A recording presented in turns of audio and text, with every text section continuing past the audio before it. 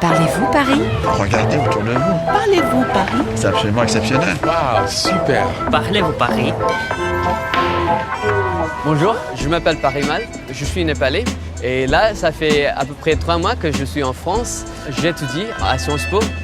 Je pense qu'en France on a une culture de restaurants, de cafés, on aime bien ça.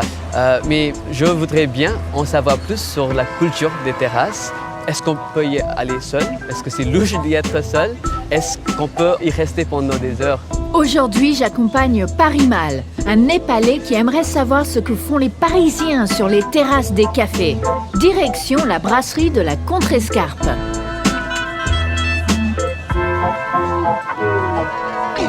Pardon, monsieur?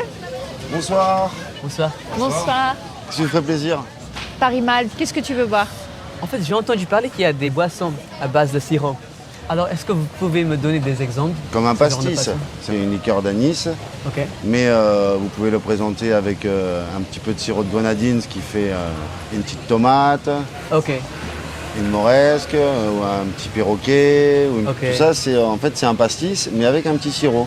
Vous avez quelque chose à base de bière, peut-être? La bière, un picon bière. Picon Picon bière, bière. c'est une très vieille boisson en fait. Le picon, c'est une liqueur. Ok. Ça augmente le taux d'alcool, mais vous avez un goût extrêmement particulier qui est un goût très amer en fait. Nous, on Ok. l'appelle la bière amère. Moi, je pense que je vais commander une moresque, s'il vous plaît. Une moresque?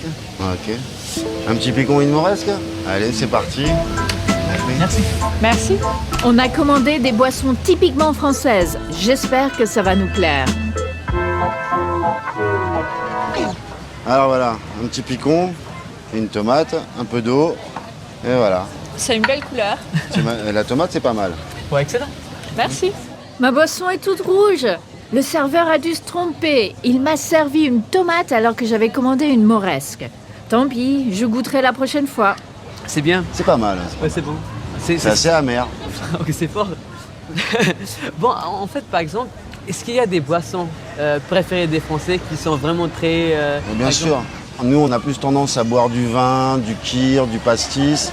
Les femmes boivent beaucoup de blanc. Un bon vin blanc sucré ou un peu sec, c'est plus une boisson féminine. Les hommes ont tendance à boire du rouge, Ok. un bon verre de petit vin rouge. Et donc, est-ce que ça dépend de la saison aussi? En hiver, il y a beaucoup de chocolat, de café, de thé, de vin chaud. Sur l'été, on va servir un petit peu plus de boissons anisées comme le pastis ou le vin rosé. Est-ce que le prix pour une boisson c'est le même dans une terrasse? Alors non, le prix n'est pas le même. Dans une brasserie, au bar en tant que tel, vous n'avez pas le serveur. Le barman va vous servir directement votre boisson. Et puis, il est de coutume et de tradition qu'au bar, les choses soient moins chères. Ok. Et secondo, vous n'êtes pas assis. À partir du moment où vous asseyez quelque part, On paye plus. c'est un petit peu plus cher. Ok. Et en général, même, il y a 3 prix différents. Vous avez le prix du bar, le prix de la salle et le prix de la terrasse. C'est pour ça qu'on voit les travailleurs accoudés au comptoir le matin. C'est moins cher au bar. On est dans une terrasse Oui. et je trouve assez intéressant l'orientation des chaises, par exemple, qui sont orientées vers le public. C'est quelque chose qui n'est pas très commun dans d'autres pays. Oui, effectivement. Ouais. C'est que la terrasse est faite pour observer les gens. Ok. La terrasse, la plupart du temps, vous vous asseyez pour boire un coup avec vos amis et puis regarder les gens passer devant vous. La terrasse, c'est un vrai moment qu'on passe ensemble. C'est marrant On est parce très voyeurs en fait en France. Et puis il y a une question très pratique aussi. Plus vous rangez votre terrasse, plus elle est pratique à travailler. Ce n'est pas très pratique pour discuter, mais on comprend la logique. Plus les chaises sont alignées, plus on a de la place, plus de clients et donc plus de consommation. Écoutez, merci d'avoir répondu à mes questions. Je Ça vous en m'a prie. aidé à mieux comprendre la culture française. Merci beaucoup. Je vous en prie. Profitons un peu de la vue. On a un peu de temps avant l'arrivée d'Axel Carlier qui va nous parler des habitudes en terrasse. Bonjour. Axel. Bonjour, moi c'est Parimal. Enchanté. Enchanté. Axel écrit pour le blog Paris Zigzag, qui a été élu meilleur blog de Paris. Il présente plein de coins insolites dans la capitale. Donc, est-ce que les Français, ils aiment vraiment s'asseoir dans les terrasses pour passer des heures? Oui, surtout à Paris, on est souvent enfermé entre la maison, le travail, le métro. Donc c'est très agréable dès qu'il fait beau de prendre l'air en terrasse. Et je pense que partout en France, on aime bien regarder le spectacle de la rue.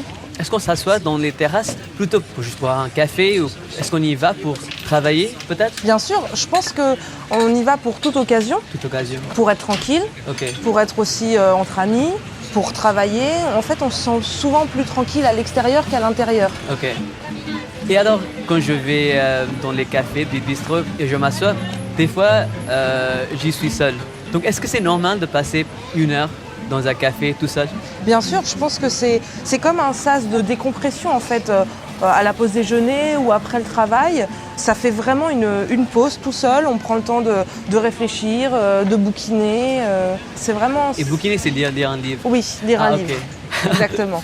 Et les terrasses peuvent-ils aussi être un lieu de drague? Alors, bien sûr, Oui. mais je pense que c'est pas le lieu le plus approprié. Parce qu'en fait, souvent, quand on est en terrasse seul, je pense justement c'est pour être tranquille. Donc je pense que pour draguer, par exemple, dans un café, le comptoir est plus approprié. On est plus disposé à discuter, à draguer, à se faire draguer.